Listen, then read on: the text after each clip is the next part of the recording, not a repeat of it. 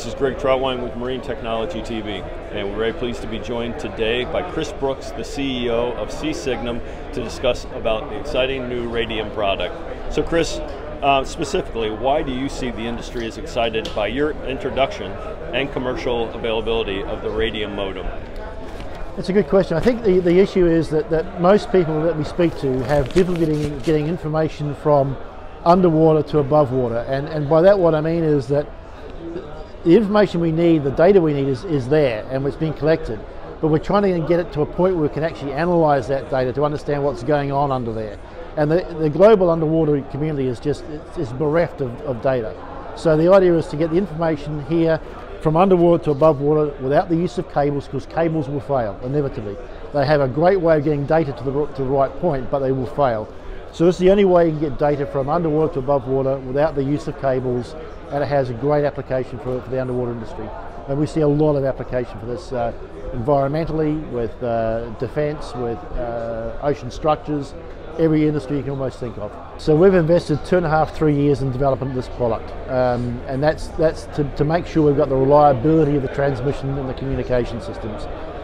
So we've invested heavily. We've got 29 people in Edinburgh. We're US owned, and that's given us a tremendous background in terms of how we get the business to a point now where it's actually becoming commercial, and the development has been key to that. So there's a lot of R&D, and there's more to come, because this is just a minimum viable product. There's more to come in terms of generation 2 and going beyond that, and how do we integrate with more sensors, more communication devices, and talking to the things underwater. That's the key to it. What is RadiEM, and what is it about electromagnetic signaling that makes it so good for marine industry applications? So RadiEM is the name that we have given the overall system of how it is that we very uniquely use electromagnetic fields as an energy type to transmit data from one place to another, which includes all of the environments from under the water and into the air.